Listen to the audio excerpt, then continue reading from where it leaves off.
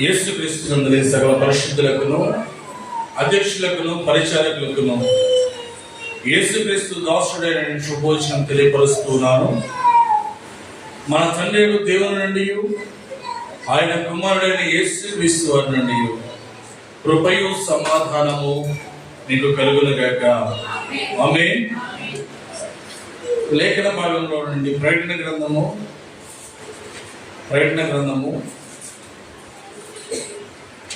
2వ అధ్యాయము 4వ వచనం. అయినను మొదట నీకుండిన ప్రేమను నీవు వదిలితివని నేను నీ మీద తప్పు ఒకటి మోపవలసి ఉన్నది. చదవబడిన లేఖన భాగంలో దేవుడు మాట్లాడుతూ ఉన్నాడు. అయినను మొదట నీకుండిన ప్రేమను వదిలితివని ఏం చేశారంట? మొట్టమొదటిగా ఎఫెసీ సంఘంతో ఈ మాటను మాట్లాడుతూ ఉన్నాడు. ఏమని మాట్లాడుతున్నాడంటే, మొదట నీకుండిన ప్రేమను విడిచిపెట్టేశావు. దేవుని వాక్యం సెలవిస్తుంది. మత్తయి సువార్త 22వ అధ్యాయం 37వ వచనం. మత్తయి సువార్త 22వ అధ్యాయం 37వ వచనం.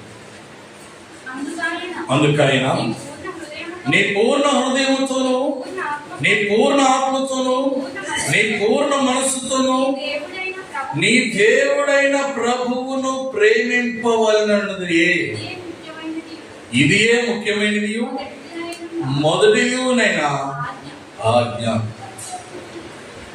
సంఘంలో ఉన్న ప్రతి ఒక్కరికి దేవుని వాక్యం ఏమనుసరిస్తుందంటే, పూర్ణ హృదయముతోనూ, పూర్ణ ఆత్మతోనూ, పూర్ణ మనస్సుతోనూ దేవుణ్ణి ప్రేమించాలి. మొట్టమొదటిగా చదువుకున్న ప్రకటన గ్రంథంలో అక్కడ ఏమంటున్నాడు? నీకున్న ప్రేమ, మొదట నీకున్న ప్రేమ నీవు వదిలిపెట్టేశావు.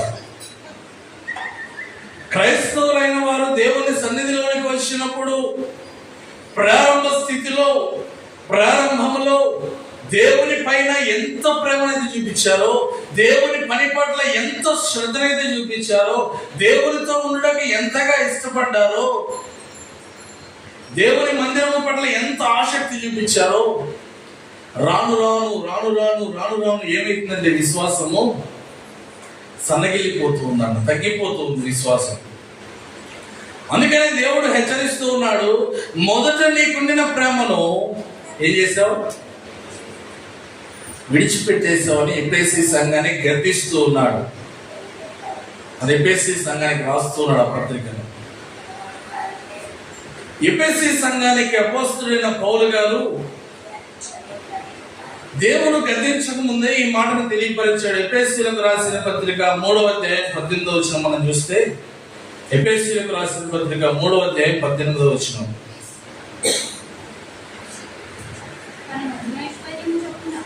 తన మహిమైశ్వర్యం చొప్పున మీకు దయచేయవలని మీరు దేవుని సంపూర్ణత యందు పూర్ణులైనట్లుగా ప్రేమ యందు వేరుపారి స్థిరపడి సమస్త పరిశుద్ధులతో కూడా దాని వెడల్పు, పొడవు, లోతు, ఎత్తు ఎంతో గ్రహించుకున్నటకు జ్ఞానమునకు మించిన క్రీస్తు ప్రేమను తెలుసుకున్నటకు తగిన శక్తి గలవారు కావాలని ప్రార్థించుచున్నాను. ఏం కావాలంటే, దేవుని యొక్క ప్రేమ మనుష్యుని యొక్క జ్ఞానానికి అందుచిక్కదు.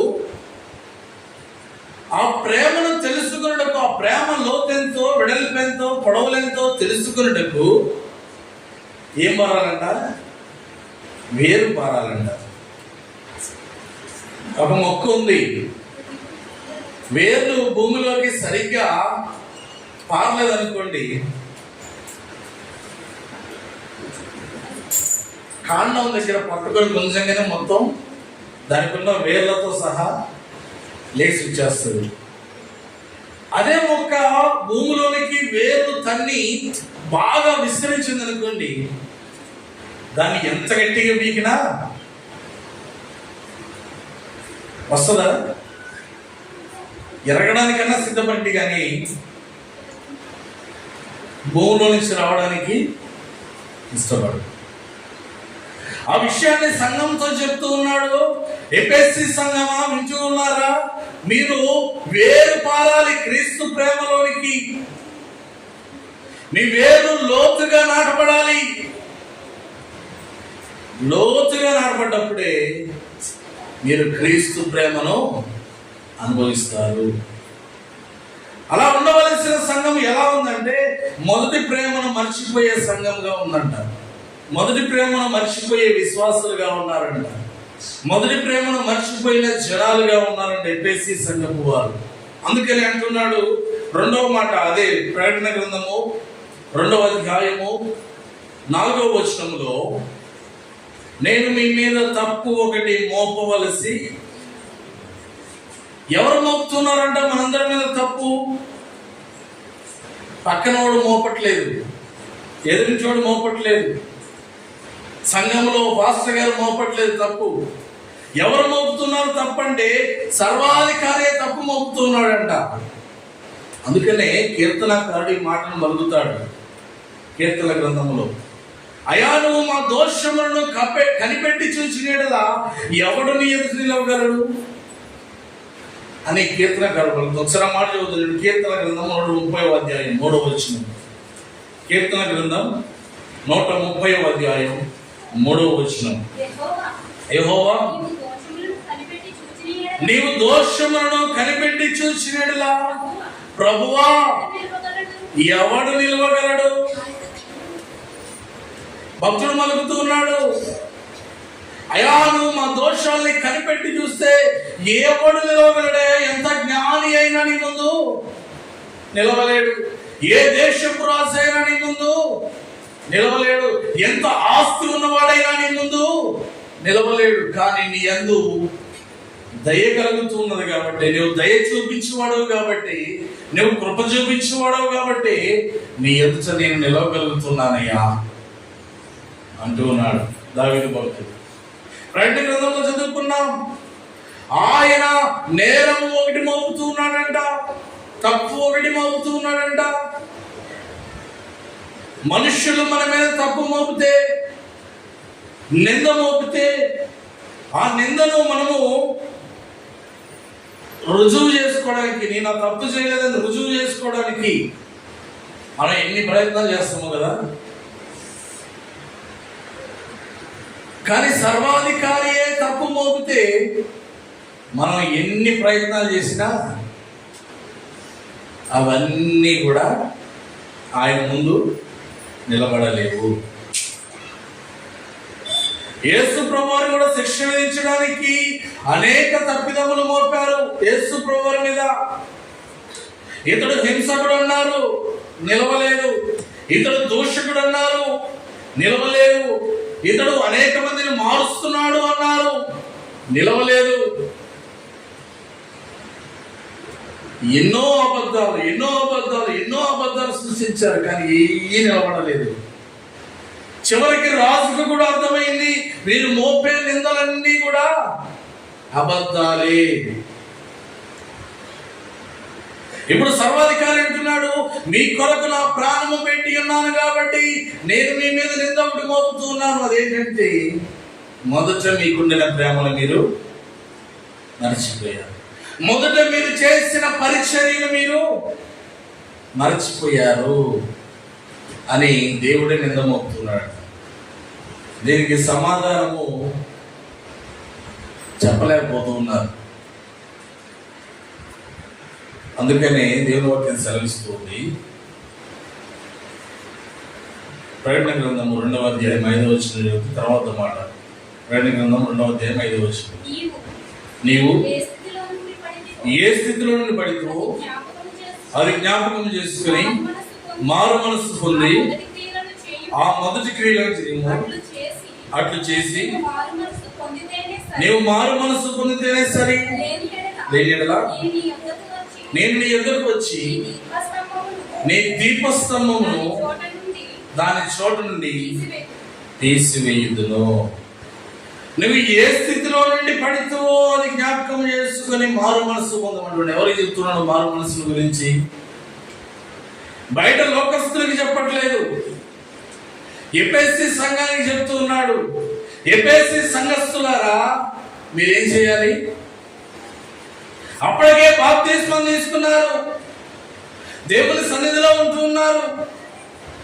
బాప్తిస్మం తీసుకున్న వారికి, దేవుని సన్నిధిలో ఉన్న వారికి, ప్రార్థన చేస్తున్న వారికి, పాటలు పాడుతున్న వారికి, వాక్యం చదువుతున్న వారికి దేవుడు మరలా చెప్తున్నాడు ఏంటంటే, మారు మనస్సు.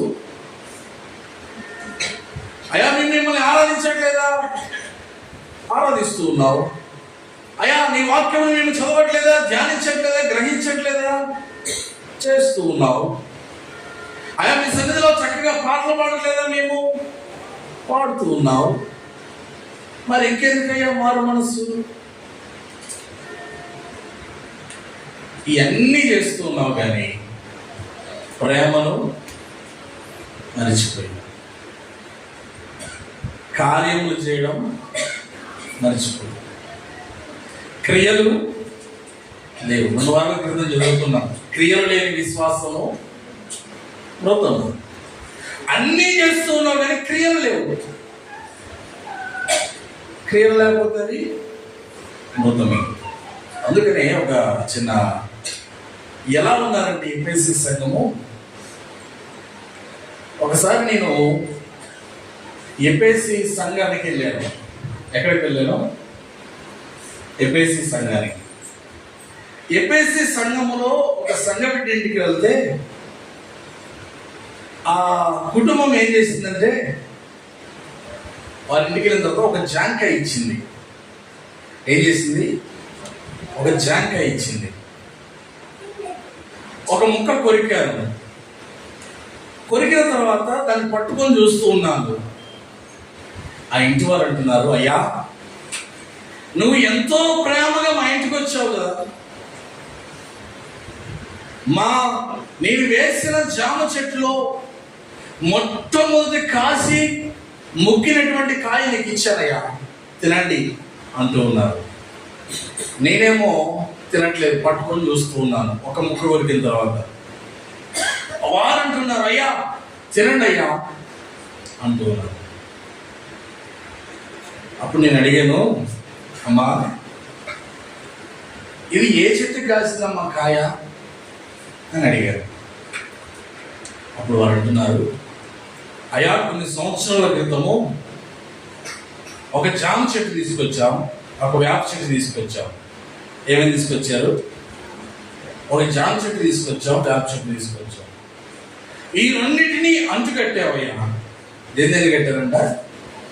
జామ చెట్టుని, వేప చెట్టు. అయ్యా చాలా బాగుంటాయి అనుకుంటున్నాం, ఆ కాయ ఇంకా మీకు తెలియదు కానీ మీకే మొట్టమొదటి కాయ ఇస్తున్నాం, ఇవి తినండి అన్నారు. ఇప్పుడు నేను ఎందుకు తినట్లేదు చెప్పండి? చేరుంది. చూడడానికి కాయ ఎలా ఉంది? జామకాయ రూపమే. అందులో ఉన్న గుణాలు కూడా జామకాయలోయే. దాంతో పాటు ఏ గుణం యాడ్ అయింది? వేప చెట్టు యొక్క చేరు. ఎఫెసీ సంఘంలో ఉన్న విశ్వాసులు ఎలా ఉన్నారంటే,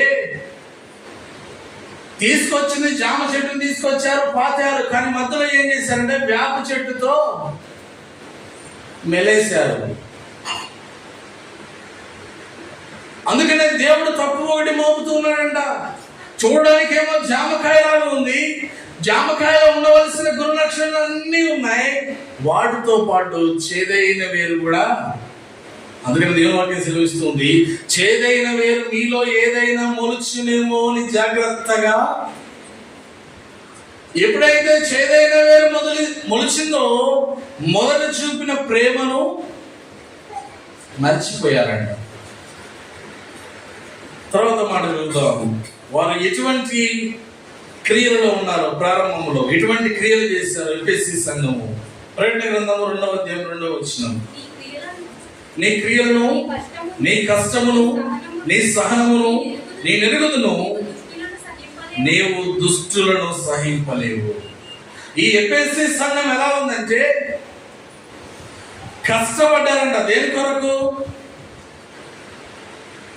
తమ జీవితం గడుపుకోవడానికి కాదు, సంఘము కొరకు కష్టపడ్డారు. సంఘములో క్రియలు చేశారు. నీ క్రియలను, నీ కష్టమును, నీ సహనము, వీరు క్రియలు చేస్తూ ఉన్నప్పుడు ప్రతిఫలం రావడానికి సమయము పట్టినా వెయిట్ చేశారు. సహనము ఉంది.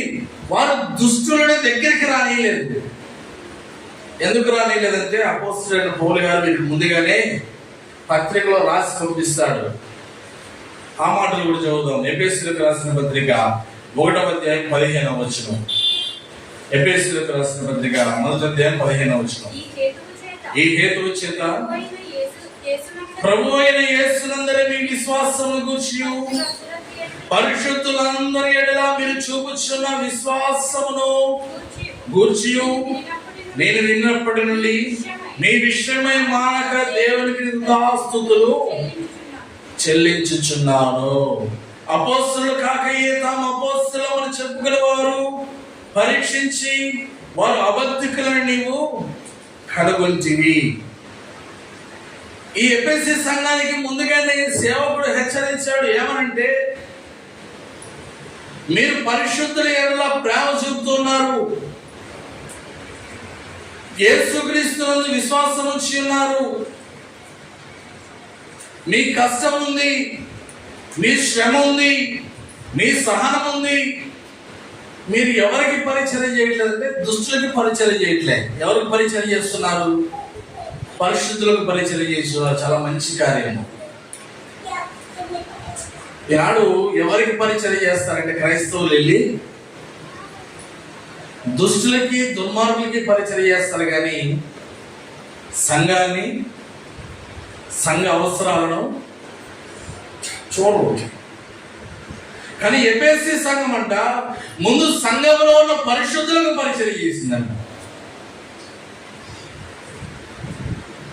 ఎప్పుడైతే సంఘంలో ఉన్న పరిశుద్ధులకు పరిచయం చేసిందో సంఘము అభివృద్ధి అయింది.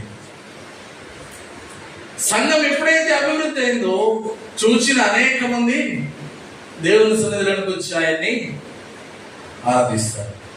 సంఘం అభివృద్ధి అంటే మొన్న పాస్టర్ గారు వచ్చారు పాలన నుంచి. ఆయన చర్చిలోకి వచ్చి చూసి, అయ్యారు చర్చి ఎంత బాగుందయ్యా, అసలు లోపలికి వస్తే పరలోకంలోకి వచ్చినట్టు అనిపిస్తుంది నాకు అంటున్నాడు ఆయన. ఎక్కడికి వచ్చినట్టు? ఎవరైనా లోపలికి వచ్చి కూర్చుంటే వారు ధన్యులైపోతారయ్యా. కూర్చోలేక వెళ్ళిపోవాలనుకున్నారు వాళ్ళంత దుర్మార్గులు లేరని చెప్తున్నాడు ఆయన. ఇంత మంచిగా రెడీ చేశారు, ఇందులోనికి వచ్చి కూర్చోవాలనుకున్నాడు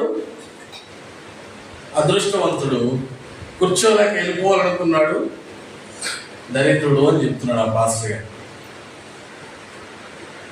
ముందు సంఘమును బాగు చేశాడు ఎఫెసీ సంఘము, తర్వాత బయటికి వెళ్ళింది. ఇక్కడ అంటూ ఉన్నాడు, వారు క్రియలు ఉన్నాయంట, విశ్వాసం ఉందంట, సహనం ఉంది, దుస్తులను చేర్చుకోలేదు. కాబట్టి అపోస్తలుడైన పౌలు ఏం చేస్తున్నాడంటే వారి గురించి ప్రార్థన చేస్తూ ఉన్నాడు. తర్వాత మాట చూద్దాం. అదే ప్రకటన గ్రంథం 2వ అధ్యాయం 3వ వచనం. నీవు సహనము కలిగి నా నామము నిమిత్తము భారము భరించి అలయలేదనియు నేను ఎరుగుదును. ఏం చెప్తున్నాడు? నీవు సహనము కలిగి నా నామము నిమిత్తము భారము భరించి అలయలేదనియు నేను ఎరుగుదును. భారం మోస్తే అలసట రాని వాళ్ళు ఎవరున్నారు? భారం మోస్తే అలసట రాని వాళ్ళు. బరువు నా మీద పెట్టారనుకోండి, మోసుకెళ్తే దాని యొక్క భారం వలన నాకేమొస్తుంది? అలసట వస్తుంది. కానీ దేవుడే స్వయాన సెలవిస్తున్నాడు ఏంటంటే, నీవు సహనము కలిగి నా నామము నిమిత్తము, నా పరిచర్య నిమిత్తము భారము భరించి అలయలేదు. నేను దేవుడే దృష్టిస్తూ ఉన్నాడంటే, దేవుడే చూస్తున్నాడంట మనం చేసే భారాన్ని, మనం మోసే భారాన్ని. ఈనాడు భారము మోయకుండానే అలసిపోయేవారుగా ఉన్నారు. ఎఫెసీ సంఘపు వారు కూడా మొదటిలో భారం మోసారు, అలసిపోలేదు. రాను రాను ఏమైందయ్యా అంటే భారము మోయకుండానే అలసిపోతూ ఉన్నారు. మొదటిగా దేవుని సన్నిధిలో పనంటే పరిగెత్తుకొని వచ్చిన ఎఫెసీ సంఘ బిడ్డలు ఎంత కష్టపడినా, ఉదయం నుంచి సాయంత్రం వరకు దేవుని పనిలో కష్టపడినా అలసిపోలేదు. కానీ ఇప్పుడు ఏమైందో తెలుసా? దేవుని సన్నిధికి ఇంటి నుంచి నడుచుకుంటూ రావడానికే అలసిపోతూ ఉన్నారు. అవునా కదా? అలసిపోతూ ఉన్నారంట. క్రిస్మస్ వంటలు చేయడానికి అలసిపోతారు, వాక్యం వినడానికి అలసిపోతారు, పాటలు పాడడానికి అలసిపోతారు. సంఘ పరిచర్య అంటే చెయ్యకముందే అలుపు. ఇక్కడ ఎఫెసీ బిడ్డలేమో ఆ పని చేసిన అలుపు లేదంట. ఎప్పుడు అలసట రాదు తెలుసా? మనం చెయ్యాలనుకున్న పనిని శ్రద్ధగా చేస్తే అలసట ఉండదు. ఏదో చేసామా లేదా, చెయ్యాలా వద్దా, చెయ్యకపోతే ఏమనుకుంటారో అన్నట్టుగా చేస్తే చిన్న పని చేసినా అలసట వస్తారు. అందుకని ఆ ఎఫెసీ సంఘ బిడ్డలంట పూర్ణ హృదయముతో, పూర్ణ ఆత్మతో దేవుని పని చేయడానికి వారు ఇష్టపడ్డారు. క్రియలు ఉన్నాయి, కష్టం ఉంది, సహనం ఉంది వారిలో. అందుకని వారు అలసిపోలేదు. అందుకని గలతీయులకు రాసిన పత్రిక 6వ అధ్యాయం 9వ వచనం మనం చదివితే, గలతీయులకు రాసిన పత్రిక 6వ అధ్యాయం 9వ వచనం, మనము మేలు చేయటయందు విసుకక యుందుము, మనము అలయక మేలు చేసి తిని తగిన కాలమందు పంట కోతము. కాబట్టి మనకు సహాయము దొరికిన కొలది అందరి ఎడల, విశేషముగా విశ్వాస గృహమునకు చేరిన వారి ఎడల మేలు చేయు. ఎవరికి మేలు చేస్తున్నారంట? గలతీ సంఘం ఎవరికి మేలు చేస్తుందంట? విశ్వాస సంఘానికి అవతల ఉన్న వారికి చేయట్లేదు మేలు. ఎవరు చేస్తుంది?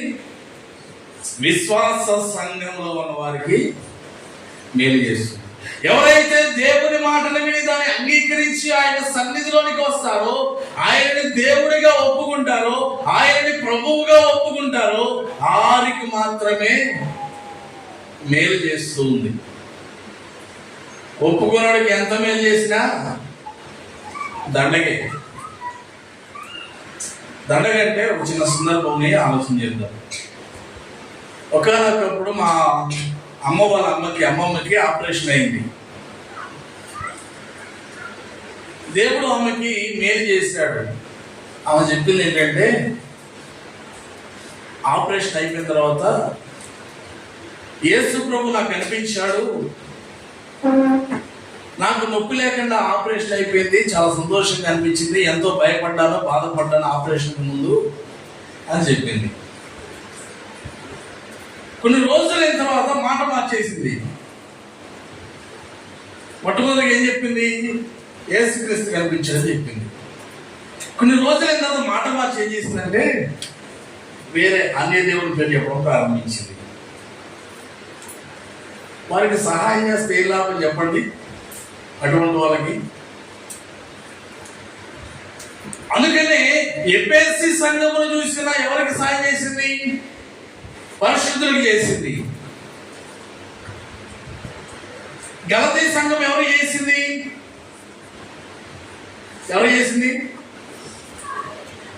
దేవుని సంఘంలో చేర్చబడిన వారికి చేసింది. మనం అన్యులకి సహాయం చేసిన అన్యులు దాన్ని తీసుకెళ్ళి ఎక్కడ పెడతావు తెలుసా? ఎందుకు పనికిరాని విగ్రహాల దగ్గర పెడతారు మనం చేసిన దాన్ని. వారు ఏమనుకుంటారు తెలుసా? ఇది సర్వాధికారి ద్వారాగా మనకు వచ్చిందనుకోరు. మాట లేని, చూడలేని, నడకలేని ఆ విగ్రహము ద్వారాగా వచ్చిందను. అందుకనే సంఘంలో చేర్చబడిన వారికి మాత్రమే గలతీ సంఘం ఏం చేస్తుంది? సహాయం చేస్తుంది. మరొకసారి మాట చూద్దాం, 10వ వచనం. కాబట్టి మనకు సహాయము దొరికిన కొలది అందరి ఎడలను, విశేషముగా విశ్వాస గృహమునకు చేరిన వారి ఎడలను మేలు. విశ్వాస గృహములో ఉన్న వారికి మాత్రమే మేలు చేస్తూ ఉన్నారు. దేవుడు అందరికీ చేస్తాడు. మనం ఏం చేయాలంటే ముందుగా విశ్వాస గృహములో ఉన్న వారికి మేలు చేయాలి. ఇటువంటి స్థితిలో ఉన్న ఈ సంఘము రాను రాను రాను రాను రాను రాను ఏం చేస్తుందంటే విశ్వాస భ్రష్టులుగా మారిపోతున్నారు. ఎందుకు విశ్వాస భ్రష్టులు అయిపోతున్నారంటే పౌలు ముందుగానే హెచ్చరించాడు ఎఫెసీ సంఘానికి. ఎవరు హెచ్చరించాడో చూద్దాం చూడండి. 5వ అధ్యాయం 5వ వచనం. వ్యభిచారియైనను, అపవిత్రుడైనను, విగ్రహారాధికుడైనను, లోపి అయినను, క్రీస్తు యొక్కయు దేవుని యొక్కయు రాజ్యములకు హక్కుదారుడు కాడని సంగతి మీకు నిశ్చయముగా తెలియను. వ్యర్థమైన మాటల వలన ఎవడునో మిమ్మును మోసపరచుకున్నానియుడి. ఇటు క్రియల వలన దేవుని ఉగ్రత అవిధేయులైన వారి మీదకి వచ్చును గనుక మీరు అట్టి వారితో పాలువారై ఉండకుడి. మీరు పూర్వమందు చీకటి ఉంటది, ఇప్పుడైతే ప్రభువునందు వెలుగై ఉన్నారు. వెలుగు ఫలము సమస్త విధములైన మంచితనము, నీతి, సత్యమును వాటిలో కనబడుచున్నది. ఎందుకయ్యా వీరి యొక్క విశ్వాసము సడలిపోయింది, తగ్గిపోయిందంటే వీరిలో ఉన్నారంటే ఎవరు? అల్ప విశ్వాసులు. ఈ సంఘంలో ఉన్నాడు. ఎవడో ఒకటి సాతానుడు లేపాడు. వాడిని లేపడం వలన సాతానుడు వాటి ద్వారా ఏం చేస్తున్నాడంటే, అరే ఇంకెంతకాలం చేస్తావురా దాన ధర్మాలు, ఇంకెంతకాలం చేస్తావురా, దేవుడు నీకు ప్రతిఫలం ఇవ్వట్లేదుగా అని రెచ్చగొట్టాడు. వాడి మాటలు నీళ్ళు రెచ్చిపోయి చేయడం మానేశారు. చేయడం మానేయడం వల్ల ఎవరికి నష్టం? దేవుడే తప్పు మోపుతున్నాడంట. చేయవలసింది చేయక ఎవడో మాటలు విన్నారు. ఇక్కడ ముందుగానే హెచ్చరించాడు సంఘాన్ని. ఇదిగో వ్యభిచారి అయినను, అపవిత్రుడైన, విగ్రహారాధకుడైనను, లోబి అయినను, క్రీస్తు యొక్కయు దేవుని యొక్క రాజ్యములకు హక్కుదారుడు కాడని సంగతి మీకు నిశ్చయంగా తెలియను. వ్యర్థమైన మాటల వలన ఎవడునో మిమ్మల్ని మోసపరచని. ఇప్పుడు ఎఫెసీ సంఘములో ఉన్న ఎవరు బిడ్డలారా, మీకేందిరా ఈ గతి?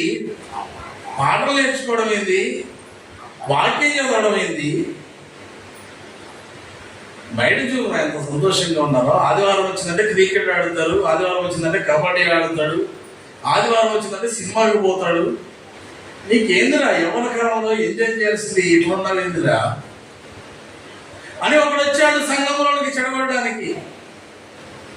ఎవరి దగ్గరికి వెళ్ళాడు, నీకేం పట్టిందిరా, ఈరోజు పని చేసుకుంటే 1000 రూపాయలు వస్తాయి, వెళ్ళి గంటసేపు ఆడ కూర్చుంటే నీకేం లాభం? ఆడకి వెళ్తే దానాలు చేయాలంటాడు, ధర్మాలు చేయాలంటాడు, పాట పాడాలంటాడు, క్రియలు ఉండాలంటాడు, ప్రార్థన ఉండాలంటాడు, వాక్యం ఉండాలంటాడు, జ్ఞానం ఉండాలంటాడు. నీకు పిల్లలు ఉంది, బిడ్డలు ఉన్నారు, ఈరోజు పని చేసుకుంటే నీకు చక్కగా డబ్బులు వస్తాయంటాడు. ముసలి దగ్గరికి వెళ్ళాడు, అరే నువ్వు చిన్నప్పటి నుంచి కష్టపడి సంపాదించినంత ఎందుకురా, ఈ ముసలితనం అందే నువ్వు ఖర్చు పెట్టుకో అని వాడిని చెడగొట్టాడు. మనోడేమో అప్పటికే చాలా కాలంగా సంఘంలో ఉన్నవాడిని ఆదరిస్తూ ఉన్నాడు. సంఘంలో ఏదైనా పని ఉందంటే ముందుంటూ ఉన్నాడు, అలసిపోవట్లేదు. ఎంత చేసినా క్రైస్తవుడు అలసిపోకుండా ఉంటే సాతానికి అస్సలు నచ్చదుగా. మనందరికీ తెలిసిన విషయమే. ఆదామవ్వలు అలసిపోకుండా చక్కగా ఉన్నారు దేవుని పని చేసుకుంటూ. మనోడికి అస్సలు నచ్చలే, మన సొంతోడే కదా, అస్సలు నచ్చలే. ఏం చేశాడు, వచ్చాడు, తినిపించాడు, అయిపోయింది. అయిపోయిన తర్వాత ఏమైంది, ఆదాము చెమట నేలను చిందింపబడవలసి వచ్చింది. అతడు చెమటోర్చి భూమిని పండించి సేద్యపరిచి అప్పుడు ఆహారాన్ని తిన్నాడు. క్రైస్తవులు పని చేసి అలసిపోకపోతే ఎవడొస్తాడంటే మధ్యలోనికి సాతానుడు వస్తాడు, అలసట కలగడానికి. అందుకని దేవుని వాక్యం సెలవిస్తూ ఉంది, ఎవరైతే క్రీస్తు వాక్యం మీకు అలసిపోలేదో వారు ఏం చేయొద్దంట, చెప్పుడు మాటలని వినద్దు. నీకు అలసట కలగలేదు, వాడు వచ్చి అంటాడు, అరే నువ్వు అలసిపోయావు, ఇంకా చేయలేవు. ఈ టైల్స్ వేసేటప్పుడు మొదటి రోజు మన సన్నిధిలో కొంతమంది యవ్వన బిడ్డలు వచ్చారు. మొదటి రోజు ఆ టైల్స్ అన్ని పైకి తీసుకురావడానికి యవ్వన బిడ్డలు వచ్చారు. రెండవ రోజు రాలే, అలసిపోయారో తెలియదు, ఏమైనా పనులు ఉన్నాయో తెలియదు. ఆబ్జెక్ట్ చేస్తాడు, దానికంటే నీకు ముఖ్యమైన పని ఉంది, ఇది లేకపోతే నీకు జీవితం ఇంకా ముందుకి పోదు. వాడు చేసుకుంటాడులే, ఉన్నాడుగా అక్కడ, ఎప్పుడు అక్కడే పడి ఉంటాడు వాడు పాస్టర్, వాడు చేసుకుంటాడు. నీకేం పని, నీకేం అవసరం ఇక్కడ అని ఎఫెసీ సంఘములో ఉన్న వారిని అడ్డగించాడు, చేయనివ్వలేదు. అందుకనే దేవుడు మరి ఒకసారి చెప్తున్నాడు, వారికి మరలా గుర్తు చేస్తున్నాడు. మరి ఒకసారి ప్రేరణ గ్రంథం 2వ అధ్యాయం 2వ వచనం చదువుదాం. నీ క్రియలను, నీ కష్టమును, నీ సహనమును నేను ఎరుగుదును. నీవు దుష్టులను సహింపలేదని మొట్టమొదటిగా ఉన్న వాళ్ళ స్థితి, నీవు దుష్టులను సహింపలేదని అపోస్తలులు కాకయే తాము అపోస్తలుమని చెప్పుకునే వారిని పరీక్షించి వారు అబద్ధికులని నీవు అనుకుంచమని నీవు సహనము కలిగి నా నామము నిమిత్తము భారము భరించి అలయ్యలేదని నేను ఎరుగుదును. తర్వాత చూద్దాం. ఇక్కడ వరకు బాగానే ఉంది మొదటి స్థితి. కొన్ని రోజుల తర్వాత సాధారణ ఎంటర్ అయిన తర్వాత ఈ మాటలన్నీ తెలియపరిచిన తర్వాత వాళ్ళ స్థితి ఎలా ఉందంటే, అయినను మొదట నీకుండిన ప్రేమ నీవు వదిలితువని నేను నీ మీద తప్పు ఒకటి మోపవలసి ఉన్నది. నీవు ఏ స్థితిలో నుండి పడుతువో అది జ్ఞాపకం చేసుకును. మారు మనస్సు పొంది ఆ మొదటి క్రియలను, మొదటి ఏ పని అయితే చేసావో, దేవుని సన్నిధిలో ఎలాగైతే ఉండడానికి ఇష్టపడ్డావో, ఎలాగైతే చేసావో ఆ మొదటి క్రియను మళ్ళా చేయి. అట్లు చేసి నీవు మారు మనసు పొందితేనే సరి. లేని ఎడలా నేను నీ యొద్దకు వచ్చి నీ దీపస్తంభమును దాని చోటు నుండి తీసివేతును. ఏం చేస్తాడంట? దేవుడే వస్తాడంట. దేవుడే వచ్చి ఏం చేస్తాడంట? దీపస్తంభమును దాని చోటు నుంచి. దీపస్తంభం ఎక్కడుంది ఇప్పుడు? ఎఫెసీ సంఘం అనే దీపస్తంభం ఎక్కడ ఉందంటే దేవుని ఎదుటుంది.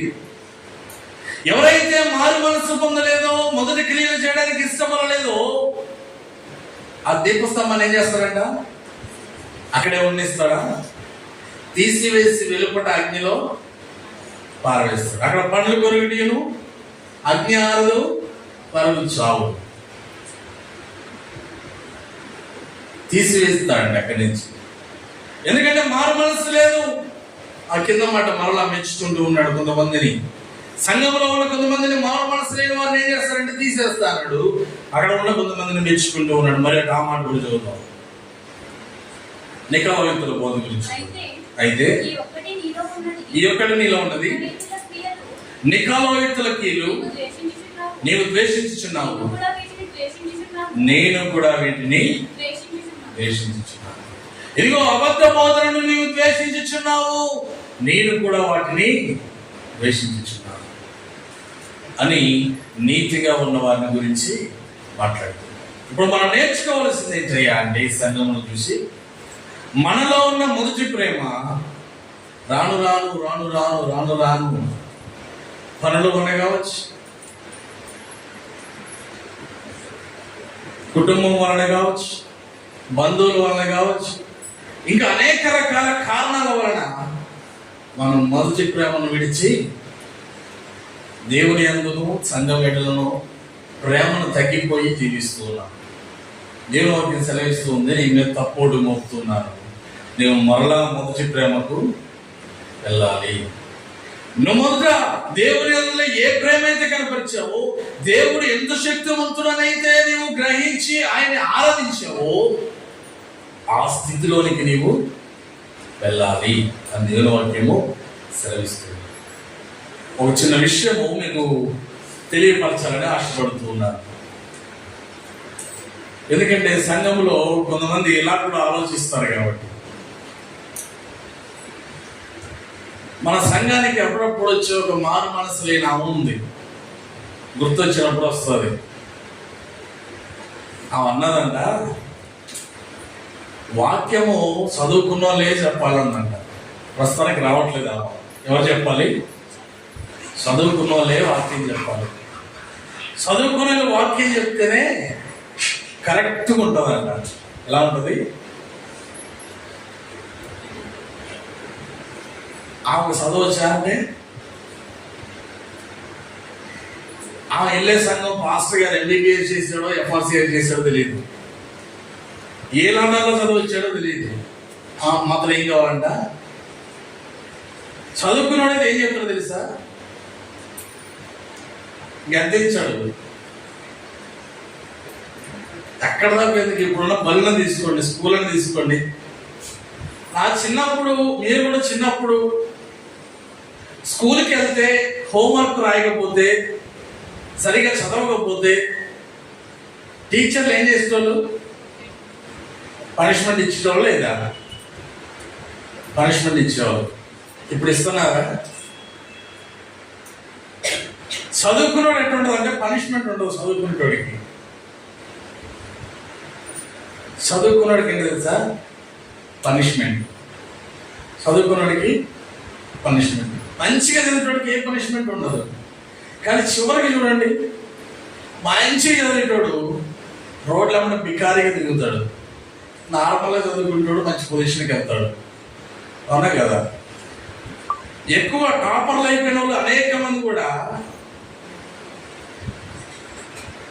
వాళ్ళు చదివిన చదువుకు ఉద్యోగాలు రాక జీవిస్తూ ఉన్నారు.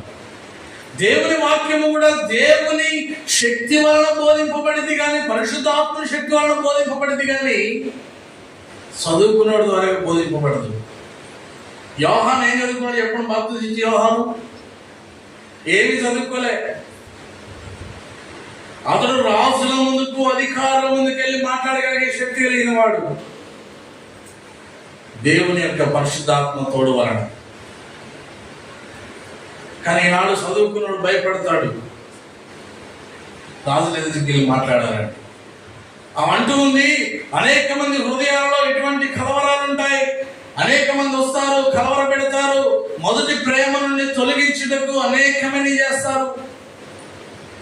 నేను ఇంకొక విషయం విన్నాను. ఏంటంటే, ఒక ఆటో నడుపుకునే వ్యక్తి అంట, అసలు మీ పాస్టర్ గారు మీకు ఏం చెప్తాడు, మీకు నోవాహు గురించి తెలుసా అని అడిగాడంట. మన సంఘ విశ్వాసుల్ని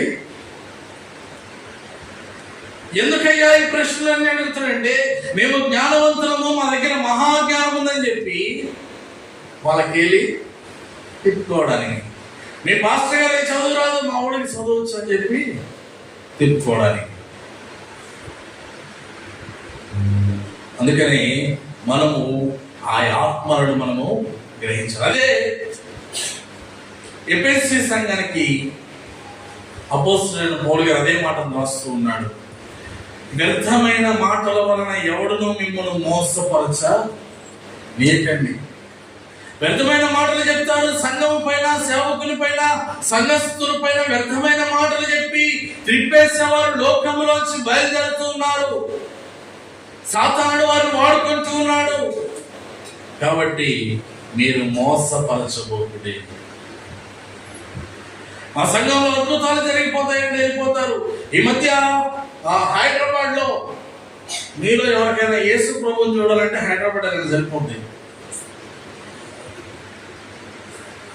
హైదరాబాద్ లో ఒక ఆమె స్టార్ట్ చేసింది, నేనే క్రీస్తుని. క్రీస్తు ఆత్మ నా మీదకి వచ్చి 3 సంవత్సరాలు అయింది అని చెప్తూ ఉంది. నేను సిలువ వేయబడ్డాను, నేనే రక్తమును చిందించాలని చెప్పుకుంటూ ఉంది.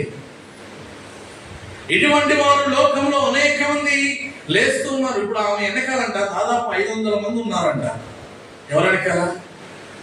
నేనే క్రీస్తు అని చెప్పుకుంటున్నా వెనకాల 500 మంది. అంటే ఎంత కుటుంబంలో చూడండి. వాక్యమును వినలేదు, విన్నా దాన్ని గ్రహించలేదు. వాక్యమును రుచి చూడలేదు, రుచి చూస్తాం అనుకున్నా అందులో ఏముంది? చేదు కలిపి రుచి చూశారు. అంటే లోకాన్ని బైబిల్తో కలిపి రుచి చూశారు. అందుకని అంటున్నాడు అపోస్తలుడైన పౌలు, ఇందా చదువుకున్నాం, ఆయన యొక్క ప్రేమను లోతు, ఆయన యొక్క ప్రేమ లోతును వెడల్పు. మరొకసారి మాట చూద్దాం చూడండి.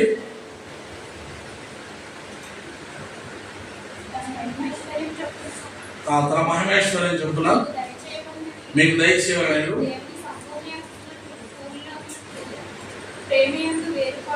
ప్రేమయందు వేరుపారి స్థిరపడి సమస్త పరిశుద్ధులతో కూడా దాని వెడల్పు, పొడవు, లోతు ఎంతో గ్రహించుకునేటకు.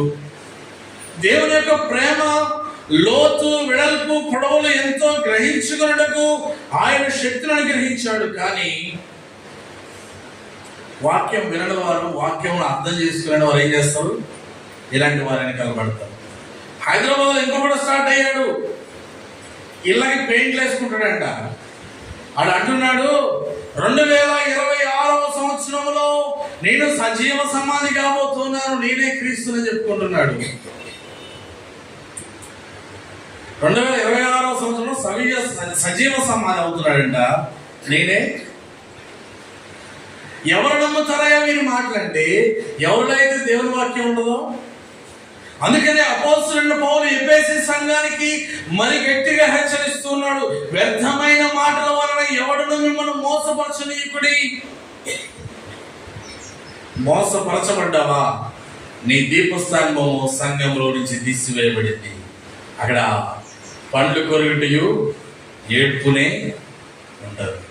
కాబట్టి జాగ్రత్తగా ఉండాలని అపోస్తలుడైన పౌలు ఎఫెసీ సంఘాన్ని హెచ్చరించాడు. తర్వాత సర్వాధికారి అయిన దేవుడు కూడా ఎఫెసీ సంఘాన్ని హెచ్చరిస్తూ ఉన్నాడు. అలాగే మనల్ని కూడా ఆ మాటలను బట్టి హెచ్చరిస్తూ ఉన్నాడు. కొద్ది వాక్యం దేవుడు దీవించి మనందరి హృదయాల్లో ఫలింపు చేయను కనుక ఆమేన్.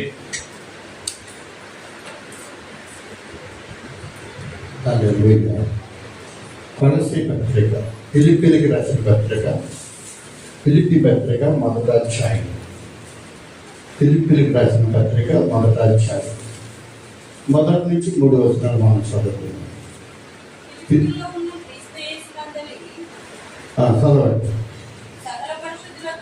సకల పరిశుద్ధులకు, అధ్యక్షులకు, పరిచారకులకు, క్రీస్తు యేసు దాసుడనైన పౌలును తిమోతియును శుభమని చెప్పి వ్రాయినది అని. ఇక్కడ కొలస్సీలో ఉన్న పరిశుద్ధులకు అనగా క్రీస్తు యేసునందున్న విశ్వాసులైన సహోదరులకు అని ఇక్కడ కొలస్సీ పత్రికలో రాయబడి అన్నమాట.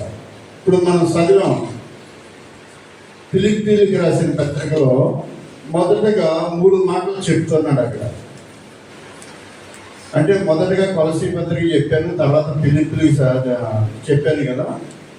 అంటే పరిశుద్ధులు, సేవకులు ఎలా ఉండాలి అనే దాని వరకు 2 పక్కనే ఉంటాయి. అనే దాని వరకు ఫిలిప్పులో ఉన్న క్రీస్తు యేసునందలి సకల పరిశుద్ధులకు, అధ్యక్షులకు, పరిచారకులకు, క్రీస్తు యేసు దాసుడనైన పౌలును తిమోతికి శుభమని చెప్పి రాయబడి అని ఆ మొదటి వస్తువులో రాయబడింది. ఇక్కడ 3 మాటలు తెలియజేస్తున్నాడు ఆయన. ఏంటి ఆ 3 మాటలు అంటే? పరిశుద్ధులు, అధ్యక్షులు, పరిచారకులు అన్నాడండి. ఏం చెప్పాడు? మొదటిగా పరిశుద్ధులు, అధ్యక్షులు. ఎంత చక్కగా చెప్తున్నారు చూడండి. అంటే పరిశుద్ధులుగా ఉండాలి, అధ్యక్షులుగా ఉండాలి, పరిచారకులుగా ఉండాలి. ఇలా ఉండాలని తిమోతికి శుభమని చెప్పి రాయినది. అన్ని విధాలుగా మంచిగా ఉండాలి, పరిచర్య చేసేటట్టు వారిగా ఉండాలి. దేవుని వాక్యం తెలియచేస్తాం. నేను మొన్న విన్నాను, అంటే సెలలో సోది చెప్పినట్టు చెప్తుందా, నేనే యేసు ప్రభుని, నా మాట వినండి. బైబిల్లో ఎవరు కూడా సోది చెప్పలేదు. సోది చెప్పే దెయ్యం ఉంది పుత్తూరు. పౌలు గారు లే పా దెయ్యం అంటే పోయింది.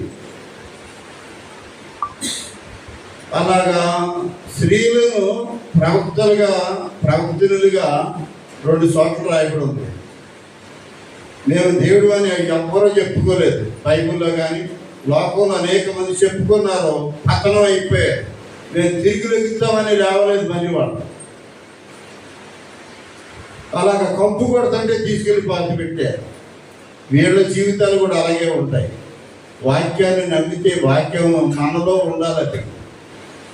అందుకే వాక్యాన్ని ఎక్కువ చదువుకున్నట్టు వారు ఎలా ఉంటారంటే ఎదటోడి మీద ఆధారపడరు, దేవుడి మీద ఆధారపడతారు. దేవుడే అందరికీ ఉపకారి, యేసుక్రీస్తు ప్రభువే అందరికీ ఉపకారి. ఆయనే మానవులందరి కొరకు రక్తం చిందితే వీళ్ళు ఈ లోకంలోకి వచ్చిన తర్వాత డ్యాన్సులు అంటే వాళ్ళందరూ వాళ్ళు హెచ్చించుకుంటామన్నమాట. హెచ్చించుకునేటట్టు వారి జీవితం ఎలా ఉంటుంది అనేది యేసు ప్రభువు చెప్పాడు. హెచ్చించుకుంటే తగ్గింపబడతావు, నరకం పాలవుతావు, వచ్చాడు. తగ్గించుకుంటే పరలోక రాజ్యంలో ఉంటావు అన్నాడు. అలాగా తగ్గించుకోరు. అందుకే ఇక్కడ మనం 2 చోట్ల కొలసీ పత్రిక 1వ అధ్యాయంలో అదే మాట, ఇక్కడ ఫిలిప్పీలకు రాసిన పత్రికలో 1వ అధ్యాయంలో అదే మాట చెప్పాడు. ఫిలిప్పీలో ఉన్న క్రీస్తు నందని, అంటే యేసుక్రీస్తు ప్రభు ఏర్పాటు చేసిన బిడ్డలుగా ఇక్కడ పౌలు గారు చెప్తున్నాడు.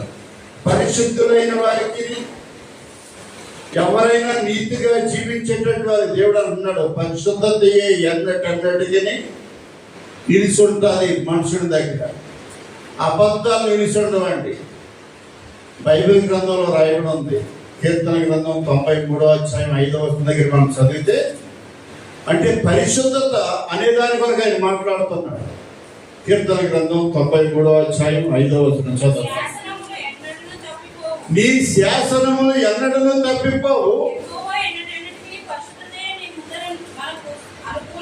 ఎంత చక్కగా చెప్తున్నాడు చూసారా. యెహోవాయే ఎన్నటన్నిటికీ పరిశుద్ధతయే అనుకూలము.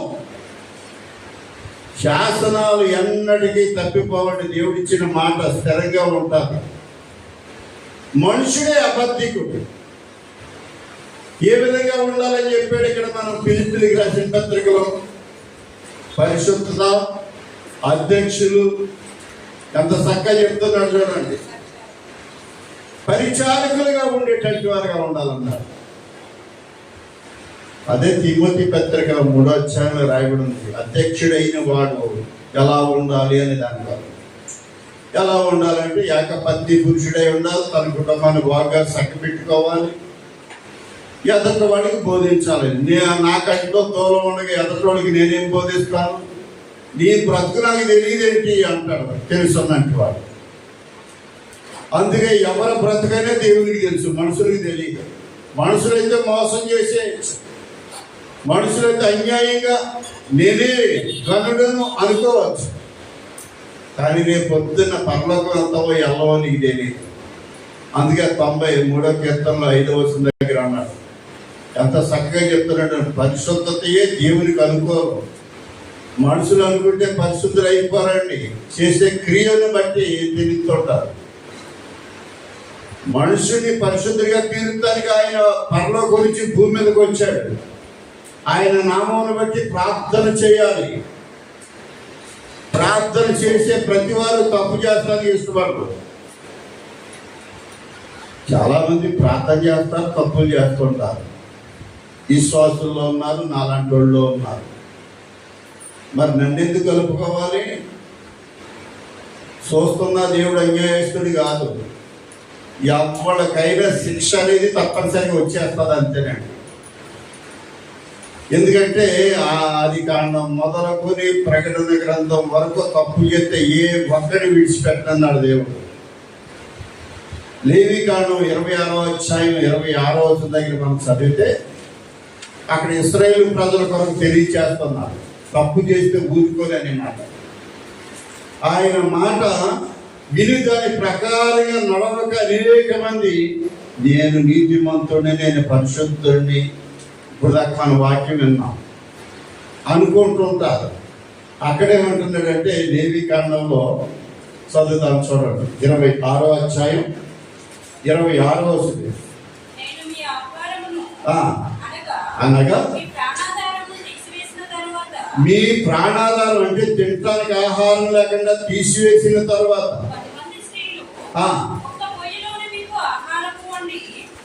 10 మంది స్త్రీలు ఒక పొయ్యిలోనే మీకు ఆహారం వండి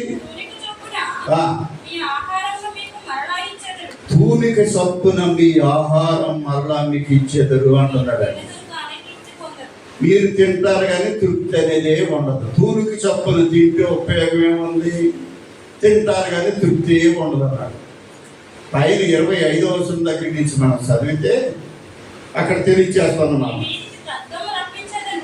మీ మీదకి ఖడ్గము రప్పించేదను, అది నా నిబంధన విషయమై ప్రతిదండన చేయును. మీరు మీ పట్టణంలో కూడి ఉండగా మీ మధ్యకు తెగుళ్ళను రప్పించేదను, మీరు శత్రువుల చేతికి అప్పగింపబడదు. ఎంత చక్కగా చెప్తున్నాడు చూసారా? ఖడ్గాలను రప్పిస్తాను, తెగుళ్ళు వస్తాయి, శత్రువుల చేతికి అప్పగింపబడతారు. కారణం ఏంటంటే నా నిబంధన మీరు అనుసరించక నడిచినయడం. మీరు పడవలసిన పాటలు మామూలుగా ఉండవండి. తినడానికి తిండి ఉండదు, ఉన్న తృప్తి ఉండదు. నేను పంపిస్తే ఎవడు తీసివేయలేడు, నేను తీసేస్తే ఎవడో పంపించలేడు. ఒకవేళ పంపించడానికి వాడు భూమి మీద బతికి బట్టగట్టడు. దేవుడు చేసే పని అని చక్కగా చెప్తాడు. ఒకసారి 2 సార్లు ఎవడొకడు అలాగా వినలేదనుకోండి, బట్ట కట్టడు అంతే. బట్ట అంటే ఒంటి మీద ఈ చొక్కా ఉండదండి, మట్టిలోకి వెళ్ళిపోతామే, బూడిదలోకి వెళ్ళిపోతామే. అది అర్థం కాదు ఈ మానవులకి.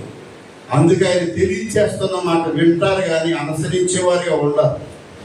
అందుకే మీరు పరిశుద్ధులుగా, పరిచారకులుగా, దేవుని మాట ప్రకారం నడిచేటటువంటి వారిగా ఉండేవారిని దేవుడు చూస్తున్నాడు. మనుషులు చూసేది కాదండి పరిచర్య. మనుషులు చూసే పరిచర్య ఎలా ఉంటుందంటే నేను మంచోడిని అనుకుంటాడు. ఆయన ఏం చెప్తున్నాడంటే అదే కీర్తన గ్రంథంలో హృదయంలో సత్యాన్ని, అంతరంగంలో సత్యాన్ని కోరేటటువంటి వాడిగా కీర్తన గ్రంథం 51వ అధ్యాయం 3వ వచనం అక్కడ తెలియచేస్తున్నాడు. కీర్తన గ్రంథం 51వ అధ్యాయం 3వ వచనం తెలిసి ఉన్న 6వ వచనం దగ్గర చెప్పండి. 51:6 అంతరంగంలో సత్యము కోరుచున్నావు. చూడండి, అంతరంగంలో ఏం కోరుతున్నాడు అటండి? సత్యాన్ని కోరుతున్నాడట దేవుడు. మనుషుడు నేను మంచోడిని అని అనుకుంటున్నాడు. ఏ మనుషుడు మంచోడు కదని వాక్యం చెప్తాడు. అందరూ పాపం చేసి దేవుని గురించి మహిమను పొందలేకపోతారంటే అక్కడికి వెళ్ళేదాకా కూడా తెలియదు. దేవుడేమో అంతరంగంలో సత్యాన్ని కోరుతున్నాడట. ఎన్నాళ్ళు ఆయన ఇచ్చిన కట్టడలో మారాలంటే ఈ మనుషులు మారిపోతుంటారు. మనుషులు మార్చేసుకుంటారు వాళ్ళకి నచ్చినట్టుగా.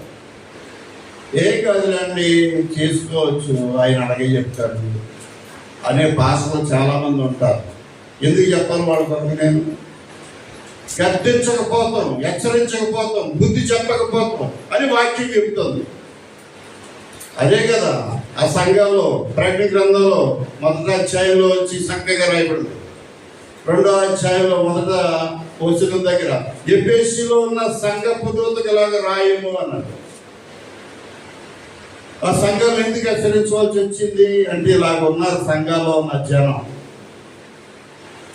మొన్న మేము హైదరాబాద్ వెళ్ళినాం, అక్కడ 2 రోజులు ప్రార్థన పెట్టారు. మొదటిగా ప్రార్థన చేయమన్నా చేసిన తర్వాత అక్కడ వచ్చిన ఆయన బాగా పొగుడుతున్నాడు. మేము కొడుకు వెళ్ళినప్పుడు చాలా బాగా చూసారు మమ్మల్ని, ఇప్పటికి మాకు మర్చిపోలేదు, మాకు గుర్తుంది అని పొగుడుతున్నాడు ఆయన. మంచిది.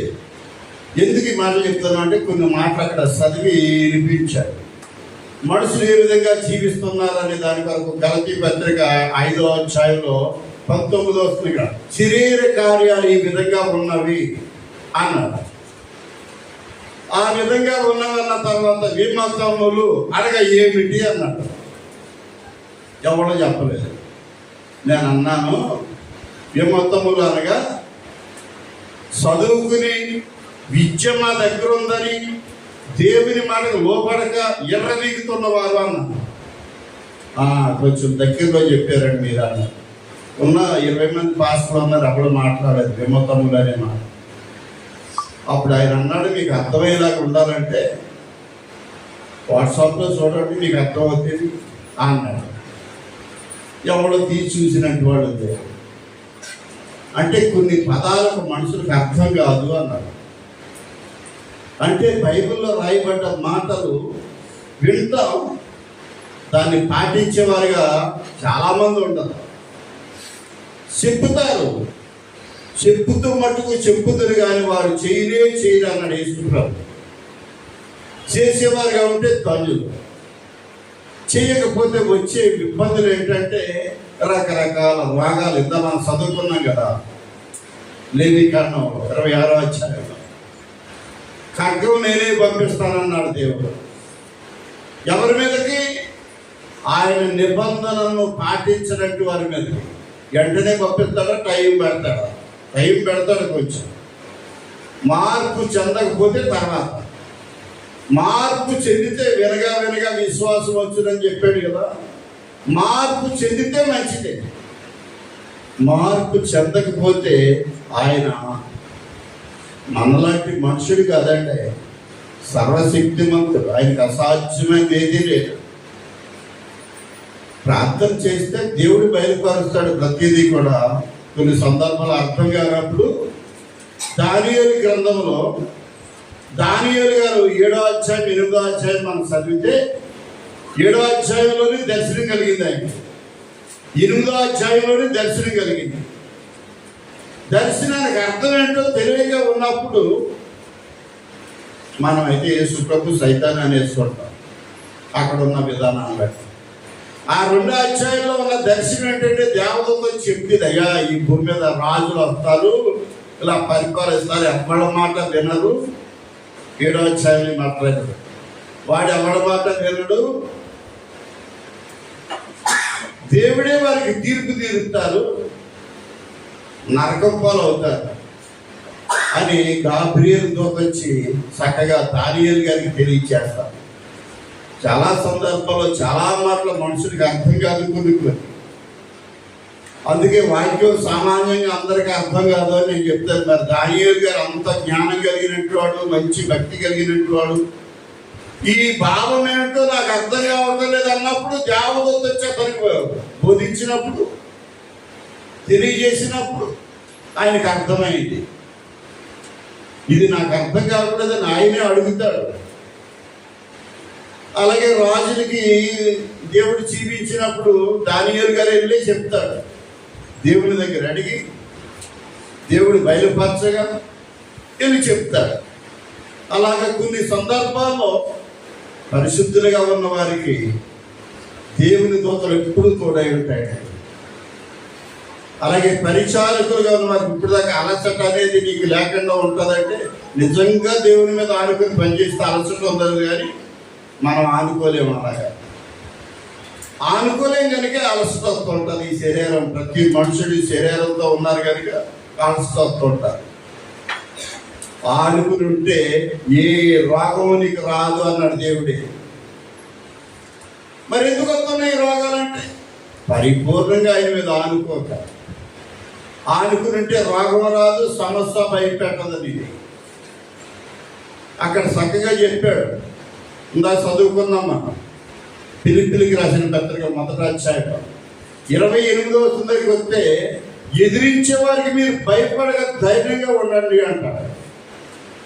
అలాగే ధైర్యంగా ఉండే మనుషుడు 25వ వచనం దగ్గర ఆ మాట రాయబడి ఉంటారు. 1వ అధ్యాయం 25వ వచనం. అలా ఎదిరించే వారికి భయపడకండి అన్నాడు. దెయ్యాలు ఎదిరిస్తాయి మనుషుల్ని. వాస్తవం ఏంటంటే, ఓ పాస్టర్ గారు చెప్తున్నాడు, మా మందిరంలో ఒక దెయ్యం వచ్చింది, ఒక మనిషిని బట్టి వచ్చింది. వచ్చిన తర్వాత నేను లోపల నుంచి బయటకు వచ్చానని చెప్తున్నాడు ఆ పాస్టర్ గారు. ఆ పాస్టర్ గారి దగ్గరికి వచ్చేటప్పుడు ఏమైంది అని అడుగుతుంటే, ఆ పాస్టర్ గారికి ఏదో ఇస్తానికి ఒక ఆయన వచ్చాడట. ఆయన ఆ మందిరానికి వస్తాడు. ఆయన వచ్చేదానికి దెయ్యం అడుగుతుందంట, నాకు పుట్టక ప్యాకెట్ ఇవ్వా అని అడుగుతున్నారు. అంటే ఇక్కడ ఎవరు ఉన్నారు పుట్టకాలు తినేటువంటి వాళ్ళు అంటాడు పాస్టర్ గారు. అదిగో ఆ మనుషుడి జేబులో 2 ఉన్నాయి, అందుకే అతను ఒకటి ఇమ్మని అడుగుతున్నా అని మామూలుగా దెయ్యం చెప్తున్నాడు. ఈ మనుషుడు పరిగెట్టుకుని వెళ్ళిపోయాడు. అక్కడ నిలబడలేదట, 2 ఉన్నాయి జేబులో, వెళ్ళిపోయాడు. మరి ఇంకా ఉన్నారా ఇక్కడ అంటే ఉన్నారు, ఇంకా చాలా మంది ఉన్నారు. ఆడవాళ్ళు ఉన్నారు, పురుషులు ఉన్నారు. గుట్కనం చూడన్న దెయ్యం చెప్తున్నారు. దెయ్యానికి అన్నీ తెలుసండి, కాకపోతే రక్షించుట దానికి శక్తి లేదు. దేవుడే మనుషుని రక్షించి పరలోకం చేర్చేటట్టు వాడు. పరిశుద్ధులుగా ఉంటే, మరి నువ్వు ఇక్కడికి ఎందుకు వచ్చావు, వస్తున్నావు ఇక్కడికంటే, నేను ఎప్పుడు వచ్చి గేటు బయటే కూర్చుంటా, లోపలికి వస్తే నా గుళ్ళు మండితీది అని చెప్తుందట ఆ దెయ్యం. నిజమే, దేవుడు ఉండే స్థలంలోకి వస్తే దెయ్యాలు గుళ్ళు మండితే.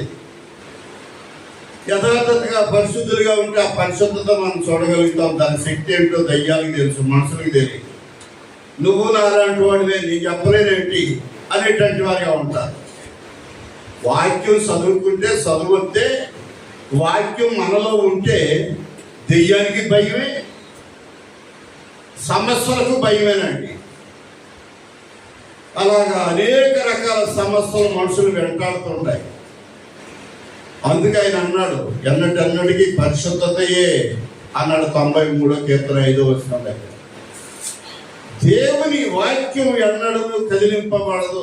మనుషుడు చదివితే అది లోపల ఉంటుంది, దానివల్ల మనుషుడికి ప్రయోజనం. చదవకుండా ఏదో చదివేసామని అనుకునేవారు చాలామంది ఉంటారు. చదివితే దాని ప్రతిఫలం తప్పనిసరిగా మనం చూసేవారిగా ఉంటాం. అందుకే అక్కడ ఏమంటున్నాడంటే, అందరూ దైవజనులే. మోషే గారు ఉన్నారు. మరణం అనేది ప్రతి మనుషుడికి ఉంది. మరణించకుండా ఉండే మనుషులు ఎవ్వరు లేరండి. ఎంత కాలం ఉన్నా ఏదో ఒక రోజు చనిపోవాల్సిందే. చనిపోయిన తర్వాత అతని పరిశుద్ధత దేవుని రాజ్యానికి నడిపిస్తారు. అందుకే పరిశుద్ధులకు, పరిచారకులకు, పనిచేసేటటువంటి వారు, అధిపతులుగా ఉండేటటువంటి వారుగా దేవుని వాక్యానికి లోబడాలి. ప్రతి వారు కూడా దేవుని మాట ప్రకారం నడుస్తానికి ఇష్టపడితే అనేక మేలులు మనం చూసేటటువంటి వారికి ఉండగలుగుతాం. అవి చెప్పిన మాట మనం వినేవారిగా ఉన్నాం. అనుసరిస్తున్నారా లేదా అంటే, ఒకసారి దెయ్యం అంది యేసుప్రభుని, ఇదిగో ఇదంతా నాకు ఇయ్యబడ్డాలి, నాకు ఒకసారి నమస్కారం చేయండి, నీకు ఇచ్చేస్తాను అని లోకాసు సువార్త 4వ అధ్యాయంలో ఈ మాట రాయబడి ఉన్నారండి. దెయ్యం సైతాను అడుగుతుంది యేసుప్రభుని, ఇదంతా నాకు ఇవ్వబడ్డాలి, నాకు ఒకసారి నమస్కారం చేయి, నేను నీకు ఇచ్చేస్తాను అంటుంది.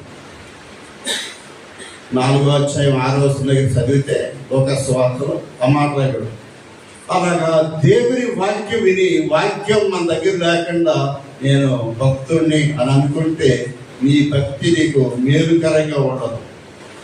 నీ భక్తి నీకు ధైర్యం పుట్టించాలంటే నెమ్మదిగానే చదవండి. వాక్యాన్ని స్పీడ్గా చదివినా అర్థం కాదు. అర్థం కాకపోతే నేను చాలా సందర్భాలు చెప్తుంటాను, 1-10 సార్లు చదవండి. నేను అలా చదువుతుంటాను. నాకు చదువు రాదు, నెమ్మదిగానే చదువుతాను. అక్షరాలు కొన్ని తిరగవండి, నాకు ఆగిపోతుంటాను. అక్కడ అర్థమైనట్లుగా చదువుకుంటూ ఉంటాను. అయినా తిరగవు, కొన్ని అక్షరాలు నాకు తిరగవు. నాలుక మందం. మరి ప్రభువు నన్ను పిలిచాడు, ఏం చేస్తాం? హెచ్చరించు, గర్దించు, బుద్ధి చెప్పు అంటున్నాడు ఆయన. చెప్పాలా వద్దా?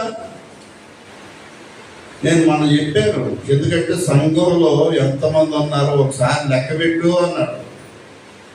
ప్రకటన గ్రంథం 11:1 ఎవరినే లెక్క పెట్టక్కర్లే, ఆయనే అందరిని చూస్తున్నాడు. అందరినీ ప్రేమించేవాడు, అందరిని రక్షించడానికి ఈ లోకానికి వచ్చినవాడు ఆయన అందరినీ చూస్తున్నాడు. ఎవరి భక్తిని బట్టి వారికి ప్రతిఫలం ఇస్తాడు.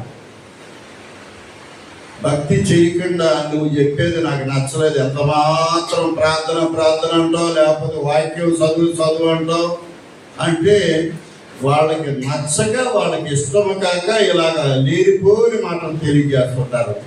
వాళ్ళ ఇష్టం. ఎందుకంటే ఈ గ్రామంలో కొద్దిమంది నాకు ఒక చెట్టగా ప్రసారం చేసేవాళ్ళు చాలా మంది ఉన్నారు. కొద్దిమంది లేచిపోయారు కూడా. అది దేవునికి తెలుసు, నాకు విన్నప్పుడు నాకు తెలుసు. అలా నేను ఏ విధంగా జీవిస్తున్నానో ప్రభువుకు తెలుసు. మీరే విధంగా ఉంటున్నారో ప్రభువుకు తెలుసు. యథార్థంగా ఉండేటట్టు వారిని ఆయన ఎప్పుడు విడిచిపెట్టడండి. యథార్థతనే కోరుతున్నాడు ఆయన. అందుకే పరిశుద్ధులకు పరిచారకులకి అనే మాటను బట్టి ఆయన ఇంకో మాట చెప్తున్నాడు. ఆయనకి అంతా చూడండి. అక్కడ చెప్తున్న మాట ఏంటంటే ఫిలిప్పీలకు రాసిన మొదటి పత్రిక 2వ వచనం చదువుతా. ఫిలిప్పీ పత్రిక మొత్తం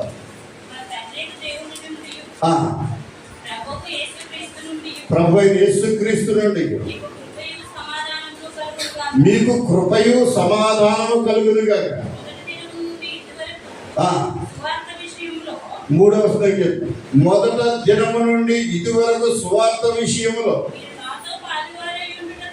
మీరు నాతో పాలువారై ఉండుట చూచి,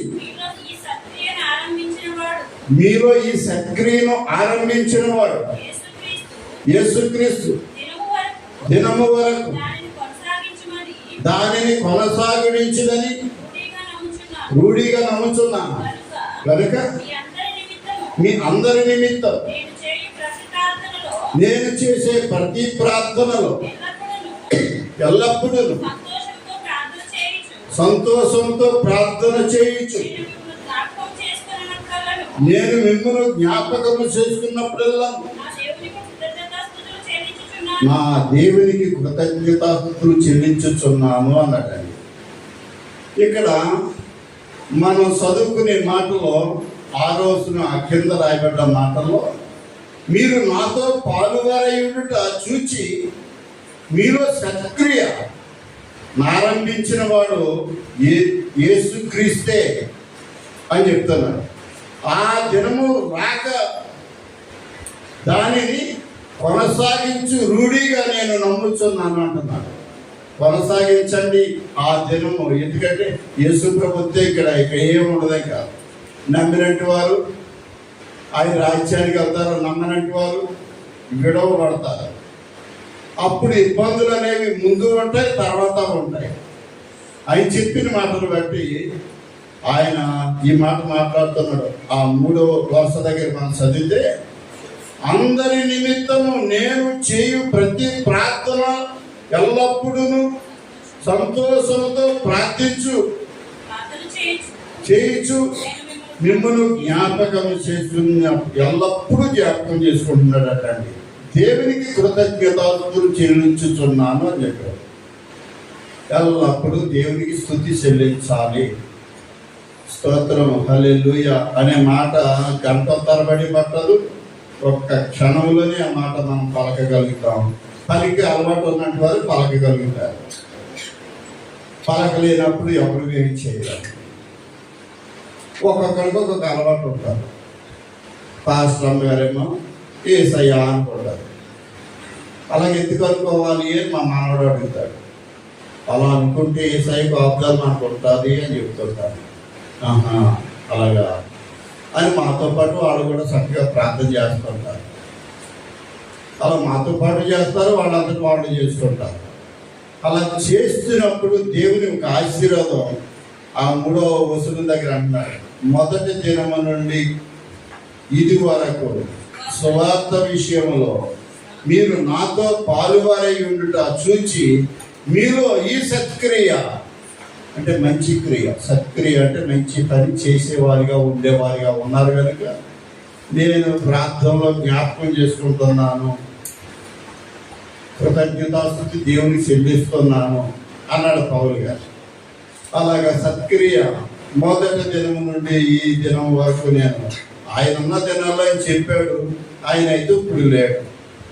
అలా చెయ్యాలి అనే దాని వరకు వాక్యం మనకు తెలియజేస్తాం. చేస్తే దాని వలన వచ్చే మేలు ప్రత్యేకింపబడి ఉంటారు. అందుకే ఆయన తెలియజేసిన మాటను బట్టి ఇందాక నేను చెప్పాను కదా, 28వ దగ్గర అదే ఫిలిప్పీయులకు రాసిన పత్రిక 28వ దగ్గర అంటున్నాడు, ఏ విషయంలోనూ ఎదిరించే వారికి బెదరక అందరూ ఒకే భావముతో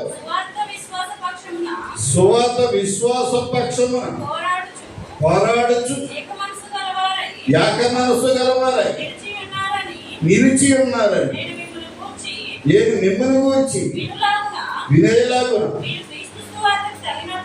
మీరు క్రీస్తు సువార్తకు తగినట్లుగా ప్రవర్తించండి. అట్లు మీరు బెదరకుండా వారికి నాశనమును మీకు రక్షణయును కలుగుటకు సూచన అయి ఉన్నది. సంఘం అంతా కలిసి ఎవ్వరికి బెదరకండి ఒకే మాట మీద ఉంటేనట్టండి మనను దేవుడు రక్షిస్తాడట. వాళ్ళకేమో శత్రువులుగా వచ్చినట్టు వారికి ఏమొస్తుందంట, నాశనం వస్తుందట. వాక్యం చెప్పే మాట మనం విని దాని ప్రకారంగా నడిచేటట్టు వారిగా ఉంటే మొత్తంలో చెప్పాడు ఆయన, పరిశుద్ధులు, అధ్యక్షులు, పరిచారకులు అన్నారు. అలాగా పరిశుద్ధులుగా ఉండాలి, అధ్యక్షులుగా ఉండాలి, పరిచర్య చేసేటట్టు వారిగా ఉండాలి. అది దేవుడు మెచ్చే భక్తి. చేస్తూ ఒకే మనస్సు కలిగి ఎదటి వారిని దేవుని కొరకు ఏదన్నా మాట్లాడుతున్నప్పుడు మనకు తెలుసున్నది మనం చెప్పాలి. నేనేం అడుగుతులేదు, దేవుడు హృదయాన్ని నాకు ఇయ్యి అన్నాడు. హృదయ శుద్ధి గల వారు సంజులు అన్నాడు, వారు దేవుడు చూచేదరు అన్నాడు. ఆయన నిన్నేం అడుగుతులేదయ్యా, నీకు ఇష్టమైతే నీ హృదయానికి ఆయనకి అప్పగించు. పర్లోక రాజ్యం చేస్తావు, తప్పులు చేస్తావు, మానేస్తావు, లేదా నీ ఇష్టం, నిన్నెవరు బలవంతం చేస్తలేదు అని చెప్పమన్నాడు. అలా చెప్తున్న కారణంగా పరిశుద్ధతయే ఎన్నటన్నటికీ నీ మనలో ఉంటుంది. ప్రార్థన చేసుకునేవారు ప్రార్థన చేసుకుంటారు, పాటలు పాడేవారు పాటలు పాడతారు. ఈ రోజున 3 పాటలు పాడేదానికి సమయం అయిపోయింది. అలాగే పాటలు ఎక్కువ పాడాలా తక్కువ పాడాలంటే ఎవరిష్టం ఆడది. ఒక సంఘంలో 1 గంట 2 గంటలు 3 గంటల పాటలు పాడతారు. మన సంఘంలో 3 పాటలే పాడతారు, 4 పాటలే పాడతారు. వాక్యంలో ఉన్న శక్తి మనలోనికి వెళ్ళాలంటే చదివితే దాన్ని గ్రహిస్తే మనలో ఉంటుంది. ఆరోగ్యంగా ఉంచితే బలహీనత రావని కాదు, వస్తాయి, దేవుడు తప్పిస్తాడు. తప్పించే సామర్థ్యం కలిగినటువంటి ఆయన. అలాగే అనేక సందర్భాల్లో దేవుడు అందరితో మాట్లాడతాడు. అందరికీ వాక్యం అనేది ఒకరికే కాదు. డబ్బున్నోడికి ఒక రకంగా చెప్తూ లేనోడికి ఒక రకంగా చెప్పని చెప్పలేదు యేసుప్రభు. ఎవరినైనా తప్పు చెప్తే హెచ్చరించమన్నాడు అంతే. అలాగే ఇందాక మనం విన్నాం కదా, యోహాను గారు బహిరంగంగా హెచ్చరించేటువంటి వాడు.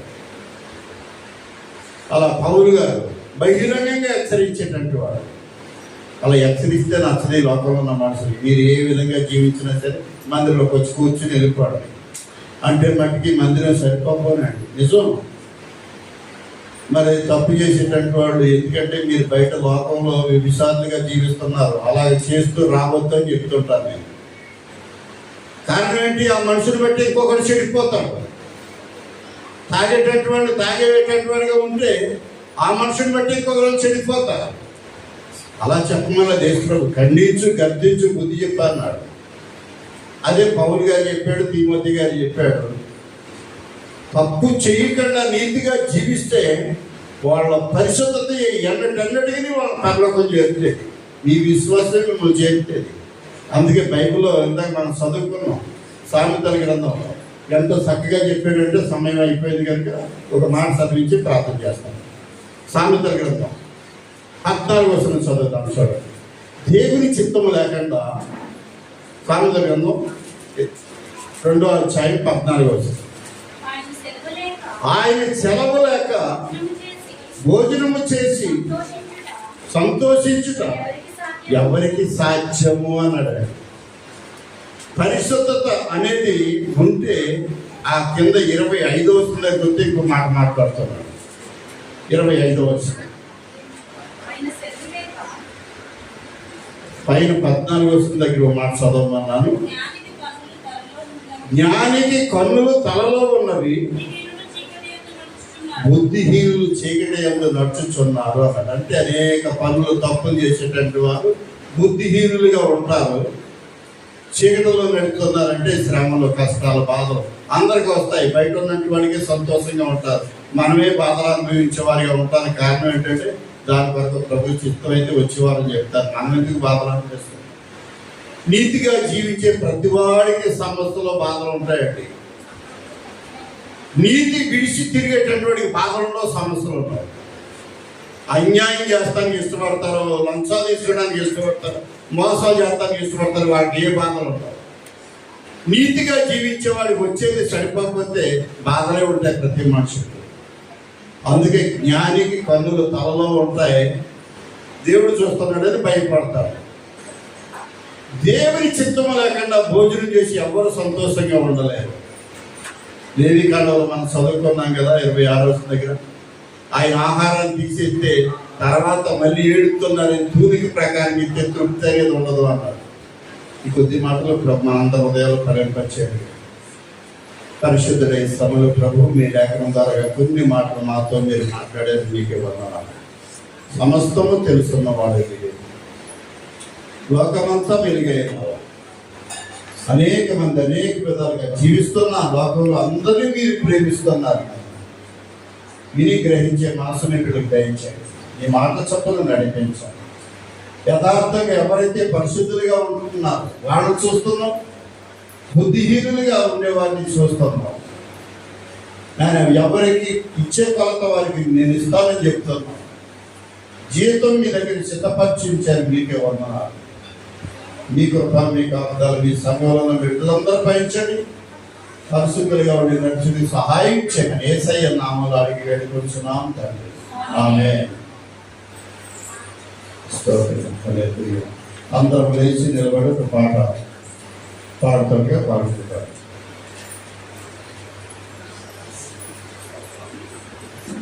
ప్రార్థన చేస్తున్నాం.